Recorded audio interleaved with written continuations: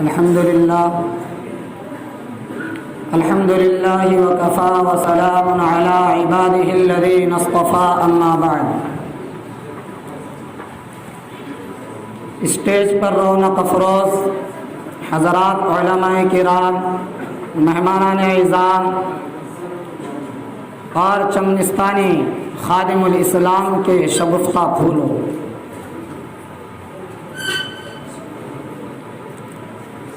چشتی نے جس زمین میں پیغام حق سنایا،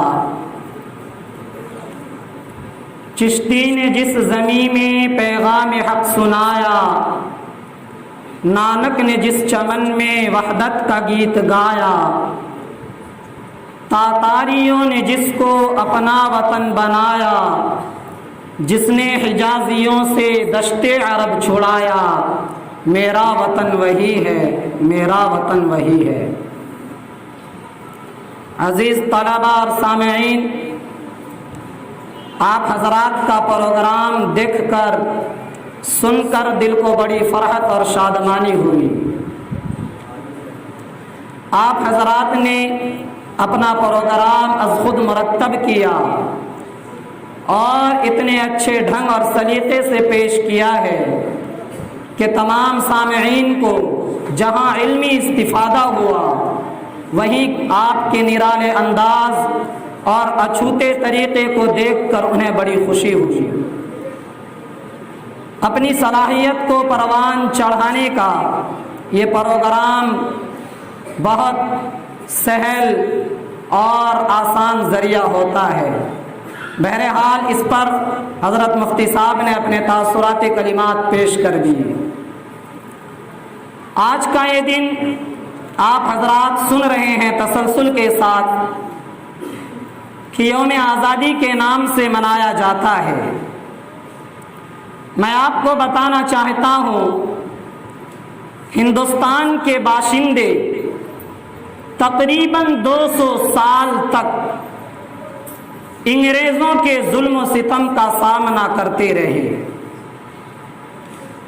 اکابر و اسلاف نے، ہندوستان کے باشندوں اور یہاں کے مجاہدین نے طرح طرح کی محنتیں کی، کاوشیں کی، اور پھر 15 اگست 1947 عیسوی کو ان کی یہ جد و جہد رنگ لائی اور ملک کو انگریزوں سے آزادی ملی۔ عزیز طلبا، اس آزادی کے لیے جن مجاہدین نے قربانیاں دی ہیں، ان مجاہدین کا ذکر کرنا بے حد ضروری ہے، تاکہ ہم ان کے جد و جہد کو دیکھ کر نامساعد اور ناموافق حالات میں انہوں نے کس طرح اپنے عزم و حوصلے سے کام لیا، انگریز کی ناپاک سازشوں کے سامنے عزم و حوصلے کی وہ چٹان اور دیوار بن گئے۔ ہمیں بھی چاہیے کہ ہم اپنے اکابر و اسلاف کی تاریخ کو پڑھیں، وہاں سے ناموافق حالات میں، مشکل سے مشکل ترین وقت میں کام کس طرح کیا جاتا ہے، اس کا سلیقہ اور ڈھنگ سیکھیں۔ یاد رکھیے، حالات سے گھبرانے والا کبھی بھی حالات کا مقابلہ نہیں کر سکتا، مصائب سے لرز جانے والا کبھی بھی مصائب کی جنگ جیت نہیں سکتا۔ اس لیے حالات بد سے بدتر ہو جائیں، ماحول خراب سے خراب تر ہو جائے، یاد رکھیے حالات کی جنگ اگر آپ کو جیتنی ہے تو حالات کا ڈٹ کر مقابلہ کرنا ہوگا۔ اسی لیے شاعر نے کہا کہ تندی باد مخالف سے نہ گھبرا اے عقاب، تندی باد مخالف سے نہ گھبرا اے عقاب، یہ تو چلتی ہے تجھے اونچا اڑانے کے لیے۔ فضائے بدر پیدا کر فرشتے تیری نصرت کو، فضائے بدر پیدا کر فرشتے تیری نصرت کو، اتر سکتے ہیں گردوں سے قطار اندر قطار اب بھی۔ عزیزان گرامی، آج کا یہ دن یوم آزادی کا دن ہے۔ ابھی آپ کو بتلایا گیا تقریباً 200 سال تک ہم انگریزوں کے ظلم و ستم کا سامنا کرتے رہے۔ کن لوگوں نے انگریزوں کے سامنے قربانیاں پیش کی ہے، کن لوگوں نے اپنے خون کو پسینہ سمجھ کر بہایا ہے، ان میں سے کچھ لوگوں کا نام میں آپ کے سامنے پیش کرنا چاہتا ہوں۔ وقت کافی ہو چکا ہے۔ سب سے پہلے نواب سراج الدولہ نے انگریزوں کا ڈٹ کر مقابلہ کیا۔ آئیے نواب سراج الدولہ کی تاریخ دیکھتے ہیں۔ بنگال کی سرزمین اس زمانے کی سب سے زرخیز سرزمین مانی جاتی تھی۔ نواب سراج الدولہ بنگال، بہار، اڑیسہ کے متحد ان 3 صوبوں کے اکیلے بادشاہ تھے۔ انگریزوں کی وہاں کی ہریالی نہیں بھائی، اور ان کو یہ راس نہیں آیا کہ اس زرخیز علاقے پر کوئی ہندوستانی حاکم رہے، کوئی ہندوستانی اس کے مسند اقتدار پر برسر اقتدار رہے۔ چنانچہ سازشوں کا جال بچھانا شروع کر دیا، اور وہ یہ چاہتے تھے کہ دہلی کی طرح بنگال میں بھی ان کا کوئی کٹ پتلی اور ان کا برائے نام کوئی حکومت کرنے والا کوئی حاکم ہو، لیکن نواب سراج الدولہ کو یہ بالکل پسند نہیں تھا۔ بالآخر انگریز کمانڈر 30,000 فوج لے کر بنگال کی سرزمین میں پہنچ جاتا ہے، پلاسی کے میدان میں پہنچ جاتا ہے۔ ادھر نواب سراج الدولہ 50,000 فوج کی تعداد لے کر مرشد آباد سے پلاسی کے میدان پہنچتے ہیں۔ دونوں طرف سے لڑائی شروع ہوتی ہے، لیکن اپنوں کی غداری کی وجہ سے، میر جعفر کی غداری کی وجہ سے نواب سراج الدولہ کو شکست ہو جاتی ہے۔ یہ میر جعفر کون تھا؟ یہ نواب سراج الدولہ کی فوج کا کمانڈر تھا۔ جب لڑائی شروع ہوئی تو اس امت میں عبداللہ ابن ابی جیسا ایک اور نیا منافق پیدا ہوا، غدار زمانہ پیدا ہوا، اور یہ فوج کی کافی تعداد کو لے کر انگریزوں کے ساتھ جا ملا۔ عین لڑائی کے وقت جا ملا، پھر نواب سراج الدولہ کے لیے شکست مقدر بن گئی۔ نواب سراج الدولہ اپنے جسم کا آخری قطرہ، اپنے خون کا آخری قطرہ ہندوستان کی حفاظت کے نام پر بہا کر چلا گیا۔ 1857 عیسوی میں وہ بندہ خدا اس دنیا کو چھوڑ 1757 عیسوی میں وہ بندہ خدا اس دنیا کو چھوڑ گیا ہندوستان کی حفاظت کے لیے۔ نواب سراج الدولہ ہندوستان میں انگریزوں کے دخول کو تو روک نہیں سکا اور پورے طور پر اس کی حفاظت نہیں کر سکا، لیکن عزیزو اس نے بہادری، دلیری، شجاعت کے ایسے کارنامے انجام دیے ہیں جو ہندوستان کی تاریخ میں سنہرے الفاظ سے ماضی میں بھی لکھے جاتے رہے ہیں، اب بھی لکھے جاتے اور بولے جاتے ہیں، اور آئندہ بھی لکھے اور بیان کیے جاتے رہیں گے۔ نواب سراج الدولہ کے ساتھ اگر ہندوستان کے اس عظیم سپوت کا ذکر نہ کیا جائے تو ہندوستان کی تاریخ کے ساتھ کبھی بھی انصاف نہیں ہو سکتا، سراسر نا انصافی ہوگی۔ میری مراد سلطان ٹیپو ہے۔ سلطان ٹیپو کون تھا؟ ابھی آپ کو ان کی تاریخ بتا دی جائے گی۔ سلطان ٹیپو سلطنت میسور کا بہت ہی بہادر، دلیر، شجاع بادشاہ تھا۔ اس کے ابا سلطان حیدر علی تھے۔ سلطان حیدر علی وہ بادشاہ تھا جس نے 50 سال تک انگریزوں کا ڈٹ کے مقابلہ کیا۔ اس بندے کو یہ برداشت نہیں تھا کہ میرے حدود حکومت میں انگریز اپنا ناپاک قدم رکھ سکے۔ باپ کو جس طرح انگریزوں سے دشمنی تھی، اسی طرح شیر دل باپ کے بطن سے پیدا ہونے والا، شیر دل باپ کے نطفے سے پیدا ہونے والا یہ شیر دل بادشاہ سلطان ٹیپو کے رگو ریشے میں، اس کے جسم میں انگریز کی دشمنی کوٹ کوٹ کر بھری ہوئی تھی۔ سلطان ٹیپو بھی انگریزوں کا ڈٹ کر مقابلہ کرتا رہا۔ اس زمانے میں سلطنت میسور ہندوستان کی سب سے خوشحال سلطنت شمار کی جاتی تھی۔ وہاں کی خوشحالی انگریزوں کے دلوں کو نشتر بن کر زخمی کر رہی تھی۔ انگریز یہ چاہ رہے تھے کہ کسی طرح اس پتھر کو راستے سے ہٹا دیا جائے تاکہ ہندوستان کی اصل سلطنت پر قبضہ آسان ہو جائے، اور ادھر حیدرآباد، دکن اور مرہٹوں کے بادشاہوں کو सुल्तान टीपू के वजूद से खतरे का एहसास था कि सुल्तान हमारी सल्तनत के लिए खतरा है। चुनांचे मरहटों ने सुल्तान और इसी तरह हैदराबाद दक्कन के सुल्तानों और बादशाहों ने यह मुत्तहिदा फैसला किया कि अंग्रेजों के साथ मिलकर यकबारगी सुल्तान टीपू पर हमला कर दिया जाए।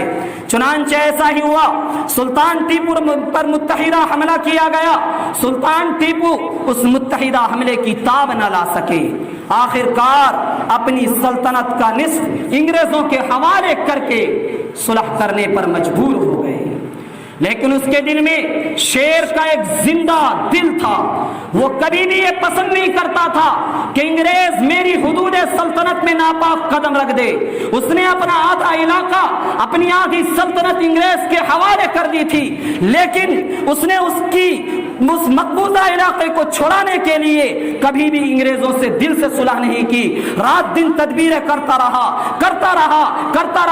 पहली जंग लड़ी, दूसरी जंग लड़ी, तीसरी जंग लड़ी और अपने मकबूजे इलाके से अंग्रेज को बेदखल करने के लिए चौथी जंग लड़ी और इस चौथी जंग में सुल्तान को अपने गद्दारी की वजह से शहादत नसीब हुई। किसकी गद्दारी की वजह से? यहां भी मीर जाफर जैसा एक गद्दार पैदा हुआ जो सुल्तान की फौज का कमांडर था। उसका नाम मीर सादिक था। मीर सादिक को अंग्रेजों ने लालच दी, दौलत की लालच दी, सल्तनत की लालच दी, हिंदुस्तान की हुक्मरानी की। मीर सादिक झांसे में आ गया और सुल्तान की फौज को छोड़कर अंग्रेजों के साथ जा मिला और फिर सुल्तान के खिलाफ मुहाज़ाराई के लिए खड़ा हो गया। एक दिन वो आया कि सुल्तान सरनिगा पटनम के अपने किले के सदर दरवाजे पर अंग्रेजों से मुकाबला करता रहा यहां तक कि शाम के वक्त सुल्तान को शहादत नसीब हो गई। यही वह सुल्तान टीपू है जिसका तारीख में सुनहरे अल्फाज से लिखा हुआ ये जुमला मशहूर है कि शेर की एक दिन की जिंदगी गीदड़ की 100 साल जिंदगी से बेहतर है। यही वह सुल्तान टीपू है जिसके लाश पर खड़े होकर अंग्रेज कमांडर ने कहा था आज से हिंदुस्तान हमारा है। सुल्तान की शहादत 1799 ईस्वी में हुई है। 1799 ईस्वी में सुल्तान टीपू इस दुनिया को छोड़ गए। अब अंग्रेजों के लिए रास्ता साफ हो चुका था। सबसे पहले नवाब सिराजुद्दौला को रास्ते से हटाया गया। उसके बाद एक चटान सुल्तान टीपू बचे थे, उनको भी गद्दारी करवा कर रास्ते से हटाया गया। रास्ता बिल्कुल साफ हो चुका था। अब अंग्रेज 1803 ईस्वी की तारीख आ जाती है। 4 साल के असरे में अपना रास्ता बिल्कुल हमवार कर लेते हैं और फातिहाना शान के साथ दिल्ली में दाखिल होते हैं। उस वक्त दिल्ली की हुकूमत पर कुर्सी सल्तनत पर शाह बहादुर शाह जफर बरसरे इख्तिदार थे। वहां पहुंचकर अंग्रेज कमांडर एक मुआहदे पर दस्तखत करवाता है। उस मुआहदे के अल्फाज ये हैं कि खल्क खुदा की, मुल्क बादशाह सलामत का, हुक्म कंपनी बहादुर शाह का। ये 1803 की तारीख में इस मुआहदे पर बहादुर शाह जफर दस्तखत करने पर मजबूर हो जाते हैं, क्योंकि हिंदुस्तान के 4 जानिब अंग्रेजों का कब्जा हो चुका था। सुल्तान को मालूम था कि अगर आज हमने दस्तखत नहीं किए तो हमारी लाश हवाओं में उड़ा दी जाएगी। सुल्तान मजबूर थे, बहादुर शाह जफर मजबूर थे और उन्होंने इस मुआहदे पर दस्तखत कर दिया। जब दस्तखत की खबर हिंदुस्तान के अतराफ में फैली तो उलमाओं में बेचैनी पैदा हो गई। उस वक्त हुज्जतुल्लाह फिल अर्ज़ हजरत मौलाना शाह वलीउल्लाह मुहद्दिस देहलवी के बड़े फर्जंद हजरत शाह अब्दुल अजीज मुहद्दिस देहलवी रहमतुल्लाह अलैह का दौर था।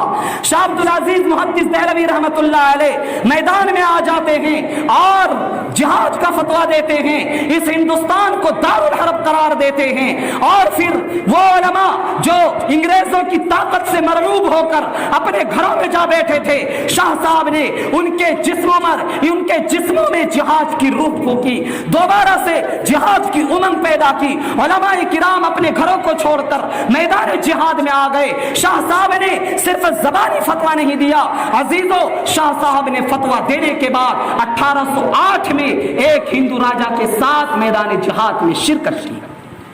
1818 کے بعد 1808 کے بعد شاہ صاحب نے پھر ایک منظم جماعت بنائی جس کے امیر سید احمد شہید منتخب ہوئے۔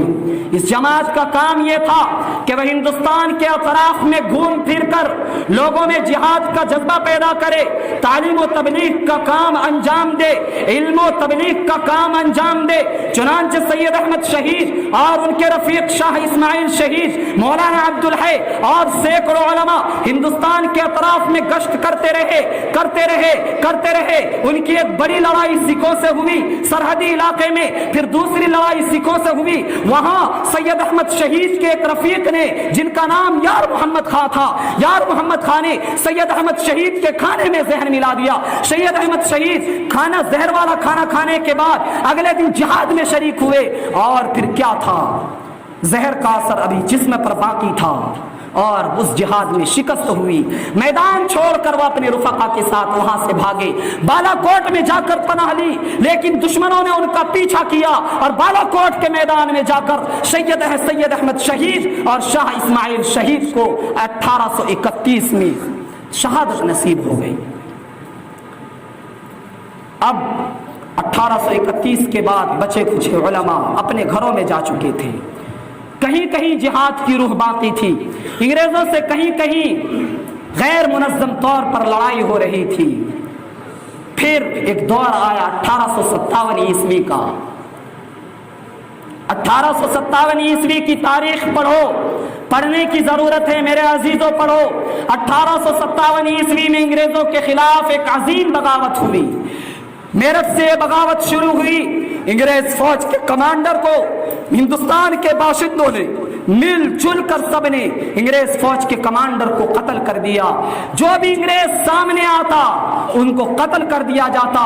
یہ قافلہ قتل کرتا ہوا میرٹھ سے غازی آباد سے دہلی، جو بھی انگریز سامنے آیا انگریز کو قتل کر دیا گیا، اور پھر یہ قافلہ بہادر شاہ کے قلعے میں پہنچا۔ لیکن انگریز اتنے دیر میں منظم ہو چکے تھے۔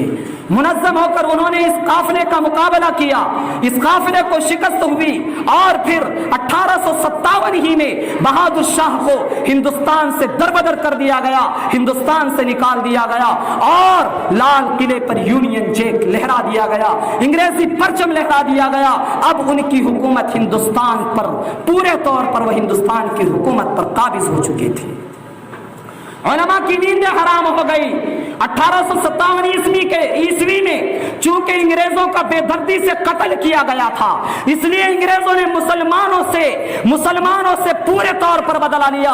ہندوستان کی مسجدیں مسمار کر دی گئی، مدارس میں تالے لگا دیے گئے، مسلمانوں کو پکڑ کر سولیوں پر لٹکا دیا گیا۔ جو بھی مسلمان سامنے آ جاتا اسے پھانسی کے پھندے پر چڑھا دیا جاتا، ہاتھی پر بٹھایا جاتا، پھندے گلے میں ڈالا جاتا اور ہاتھی کو آگے بڑھا دیا جاتا۔ کیا تھا دوستو، ناشیں جھول جاتی تھی، مسلمانوں کو بوریے میں بند کر کے توپ کے منہ میں باندھ دیا جاتا، توپ کی گولی داغ دی جاتی تھی۔ ایک انگریز مورخ لکھتا ہے کہ دہلی کا چاندنی چوک ہی نہیں بلکہ دہلی سے لے کر پشاور تک جتنے درخت تھے، ہر درخت پر ڈیلی 80 علماء کرام کو، 80 مسلمانوں کو پھانسی کے پھندوں پر لٹکایا جاتا تھا۔ وہی ٹائمسن آگے لکھتا ہے کہ ایک دن میں ایک قلعے میں تھا، ایک قلعے کے اندر میں محبوس تھا، بند تھا۔ مجھے قلعے کے پیچھے سے کچھ لاشوں کے جلنے کی بو آئی۔ میں اپنے قلعے سے باہر نکلا تو دیکھ رہا ہوں 40 علماء کرام ہیں جن کے بدن سے کپڑے اتار دیے گئے ہیں، سامنے دہکتی ہوئی آگ ہے، اس آگ پر کھولتا ہوا تیل ہے۔ ایک انگریز ان سے کہتا ہے کہ اے علماء، اے اسلام کے ٹھیکیداروں، تم یہ کہہ دو کہ 1857 کی بغاوت کے ہم مجرم نہیں ہیں، ہم تمہیں آزاد کر دیں گے، ورنہ اس کھولتی ہوئی تیل میں ہم تمہیں جلا کر راکھ کر دیں گے۔ علماء نے ان کے سامنے گردنیں نہیں جھکائی، اس کھولتے ہوئے تیل میں جلنا گوارا کیا، لیکن انگریز کے سامنے اپنے جرم کا اعتراف کرنا گوارا نہیں کیا۔ 40 उलमा को नंगा करके खोलते हुए तेल में डाल दिया गया।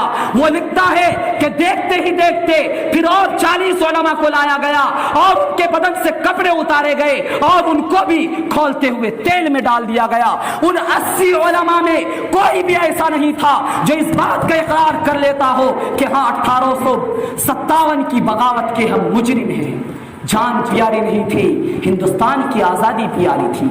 आज हमें ताना दिया जाता है, आज हमें मुजरिम बताया जाता है, हमें कहा जाता है हिंदुस्तान की आजादी में तुम्हारा कोई हिस्सा नहीं, हिंदुस्तान की आजादी में यहाँ की तारीख में तुम्हारा कोई रोल नहीं रहा है। अरे हम कहते हैं हिंदुस्तान की मिट्टी को जहां से भी उठाओगे वो हमारे अकाबिर व असलाफ के खून से रंगीन मिलेगी।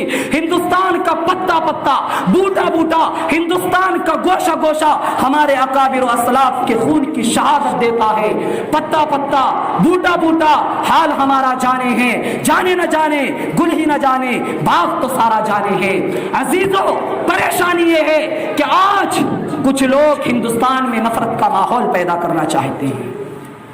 हमारी बेइल्मी, हमारी बेखबरी उनकी तायीद कर देती है। गैरों की यह साजिश है कि हिंदुस्तान की तारीख को नस्ख कर दिया जाए, सच्ची तारीख बयान न की जाए। मैंने आपको बतलाया 1757 से लेकर 1857 तक पूरे 100 साल मैदान जिहाद में मुसलमान तने तनहा रहे हैं, तने तनहा रहे हैं। 1857 से लेकर सन 1901 तक मुसलमान तने तनहा रहे हैं। जब 20वीं सदी का आगाज होता है, 1901 का आगाज होता है, तब बिरादरान वतन मुसलमानों के साथ आते हैं। 150 साल तारीख है हमारी, पढ़िए ताकि गैरों का जवाब दे सको, ताकि गैरों की साजिशों को नाकाम कर सको। मैं एक दो और छोटा वाकया सुनाता हूँ आपको। हमारे अकाबिर व असलाफ ने बड़ी कुर्बानियां दी है, बड़ी कुर्बानियां दी है। अगर सुनेंगे तो कलेजा मुंह को आएगा। हजरत मौलाना मोहम्मद अली जौहर, उन्हें लंदन भेजा गया था। मैं पूछना चाहता हूं उन लोगों से जो ये कहते हैं हिंदुस्तान की आजादी में मुसलमानों का कोई हिस्सा नहीं, बतलाइए मौलाना मोहम्मद अली जौहर कौन थे जिन्होंने अंग्रेजों को मुखातब करके कहा था, लंदन में मुखातब करके कहा था, ए अंग्रेज कान खोल कर सुन लो, मैं गुलाम हिंदुस्तान उस वक्त तक वापस नहीं जाऊंगा जब तक तुम हमें हिंदुस्तान की आजादी का परवाना हमारे हाथ में नहीं देते, वरना इसी लंदन में मुझे दफन होने के लिए 2 गज जमीन तुम्हें देनी पड़ेगी। कौन थे मौलाना मोहम्मद अली जौहर? क्या वो मुसलमान नहीं थे? शाह वलीउल्लाह कौन थे? क्या वो मुसलमान नहीं थे? शाह अब्दुल अजीज कौन थे? क्या वो मुसलमान नहीं थे? सैयद अहमद शहीद कौन थे? क्या वो मुसलमान नहीं थे? शाह इस्माइल शहीद, मौलाना कासिम नानावतवी, मौलाना रशीद अहमद गंगोही, मौलाना हिफ्जुर रहमान सियोहारवी, मौलाना शौकत अली, मौलाना मोहम्मद अली जौहर, मौलाना हाजी इमदादुल्लाह मुहाजिर मक्की, बेशुमार बुजुर्गान दीन, मौलाना उबैदुल्लाह सिंधी, हजरात कौन थे? ये हमारे अकाबिर थे, ये हमारे अकाबिर थे जिन्होंने हिंदुस्तान की आज़ादी के लिए कुर्बानी पेश की है। आपको मालूम है शेखुल हिंद ने एक तहरीक चलाई थी, तहरीक रेशमी रुमाल। तहरीक रेशमी रुमाल के जुर्म में हजरत शेखुल हिंद को माल्टा के कैद खाने में कैद किया गया था। वहाँ खाने के लिए लड्डू मिलते थे, मुर्गा पुलाव, कैद खाने में सजाएं दी जाती है। आप उस सजा का अंदाजा लगाइए। जब हजरत शेखुल हिंद को 1917 में कैद किया गया, 1920 में उनकी रिहाई हुई और उस वक्त मुंबई में एक इजलास हो रहा था, तहफ़्फ़ुज़ कमेटी का इजलास हो रहा था। उस इजलास में हजरत शेखुल हिंद ने शिरकत की। हजरत शेखुल हिंद कुछ दिनों के बाद वफात पा जाते हैं। आप अंदाजा लगाइए उनको कैसी सजाएं दी गई। जब उनकी लाश को दिल्ली में गुस्ल देने के लिए तख्ते पर लिटाया गया, देखने वाले देखते हैं कि शेखुल हिंद की कमर पर गोश्त नाम की कोई चीज नहीं है। लोग हैरत में पड़ जाते हैं कितना बुरा हाल शेखुल हिंद का कहा हुआ। लोगों ने कहा इसकी हकीकत का इल्म शेखुल इस्लाम के पास होगा।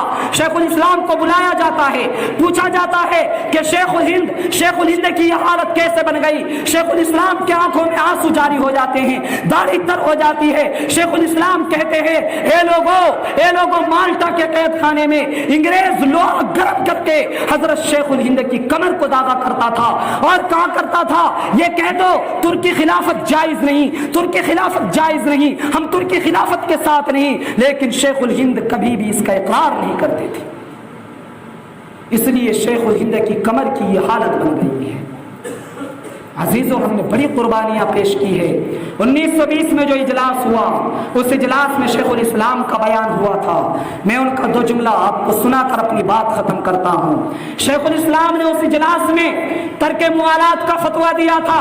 अंग्रेजों के यहाँ सरकारी नौकरी से हराम, सरकारी नौकरी अंग्रेजों के यहाँ हराम है, उनकी फौज में भर्ती होना हराम है, उनसे कारोबार में मदद लेना हराम है। इस तरह के फतवे दिए थे, उसका नाम तर्के मुआलात है। तर्के मुआलात का फतवा दिया था। उस वक्त हजरत शेखुल इस्लाम ने एक शेर पढ़ा था, लिए फिरती है बुलबुल चोंच में गुल, शहीद नास की तुरबत कहाँ है। और अगला 2 शेर पढ़ा था, आज के उन बातिल ताकतों को मैं शेखुल इस्लाम की जबान से पैगाम पहुंचाना चाहता हूं कि हम शेखुल इस्लाम की औलाद है, हम किसी की धमकियों से खौफ खाने वाले नहीं हैं, हम किसी की साजिशों से कभी उनकी साजिशों के सामने सब झुकाने वाले नहीं हैं। तुम 1000 साजिशें करो, हमारी एक तदबीर उसके मुकाबले के लिए काफी होगी। शेखुल इस्लाम ने कहा था कि खिलौना समझकर न बर्बाद करना, खिलौना समझकर न बर्बाद करना, हम भी किसी के बनाए हुए हैं। फरंगी की फौजों में हुर्मत के फतवे सरेदार चढ़कर भी गाए हुए हैं। हम तुम्हारी धमकियों से खौफ खा सकते नहीं, सर कटा सकते हैं लेकिन सर झुका सकते नहीं। वाखिर दावाना